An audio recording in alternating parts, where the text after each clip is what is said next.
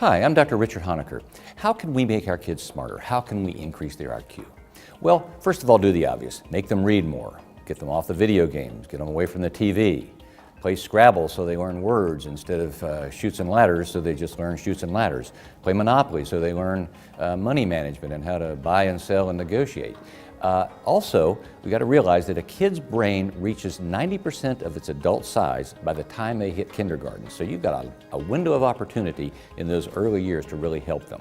Get some apps and get some websites, and these are your go-to places where your kids can go to when you're fed up with the cartoons. After they've watched the cartoons for 30 minutes, you can say, hey, go to blank website or blank app that is something good for their mind. You'll have to pick that app or that website out, but it's got to be ready for them to automatically shoot into that new venue of knowledge and expertise.